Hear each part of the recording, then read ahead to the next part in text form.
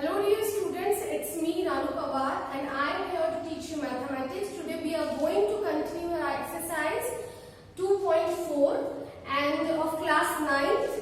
और आज मैं आपको पढ़ाने वाली हूँ the last question of exercise 2.4 जिसको हम फैक्टर थ्योरम से क्या करने वाले हैं, सॉल्व करने वाले हैं। मैंने इससे प्रीवियस वीडियो में आपको फैक्टराइज करना सिखाया था, ठीक है, होपफुली कि आपने ट्राई किया हो।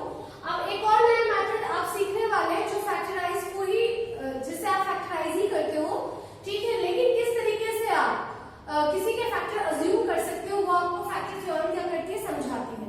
तो I am going to attempt one question of your exercise 2.4 question number 1 on which is based on factor theorem, जो कि फैक्टर थ्योरम पे बेस्ड होगा, ठीक है। और आपको जो बाकी क्वेश्चंस हैं वो क्या करने, खुद से ट्राई करने, ठीक है। तो आपका फर्स्ट क्वेश्चन जो है वो आपको दिया हुआ है, देखिए इसे क्वाड्रेटिक क्यूबिक किसी भी तरह की इक्वेशन को फैक्टराइज किया जा सकता है, उसके फैक्टर्स फाइंड आउट किए जा सकते हैं। ऐसा जरूरी नहीं है कि क्यूबिकल इक्वेशन हो तभी ऐसा होगा जिसके डिग्री 3 है।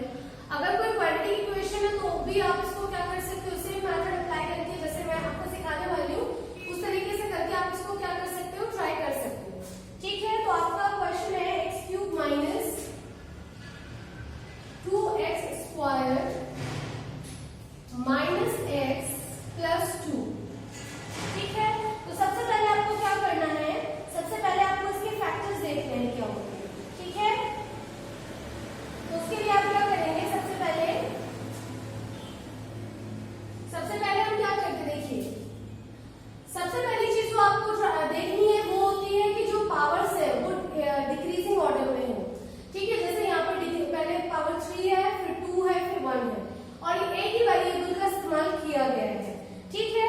इसके बाद आपको क्या करना होता है, बिल्कुल वैसे जैसे इससे पहले के मेथड में आपने सीखा था, फर्स्ट का कोएफिशिएंट और लास्ट का कोएफिशिएंट की मल्टीप्लाई करते हैं, ठीक है।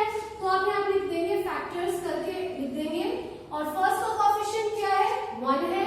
कोएफिशिएंट मतलब होता है वो नंबर जो यहाँ पर मल्टीप्लाई में लिखा होता है, यहाँ पे कोई नंबर लिखा हुआ नहीं है तो क्या होगा, यहाँ पे 1 होगा, ठीक है।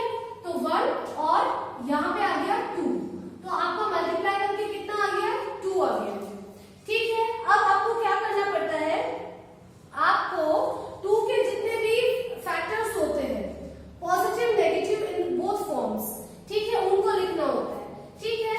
तो फैक्टर्स ऑफ 2 क्या है, फैक्टर्स ऑफ 2 है माइनस, एक तो 2 को जो डिवाइड कर सकता है वो 1 कर सकता है, और क्या कर सकता है, 2 कर सकता है, ठीक है।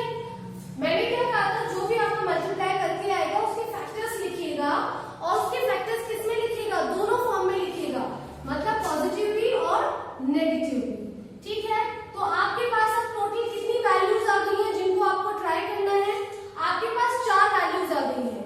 पहली वैल्यू है +1, फिर है -1, फिर है +2 और फिर है -2, ठीक है। ये वैल्यूज एक एक करके आपको कहाँ रखनी है, गिवन इक्वेशन में रखनी है।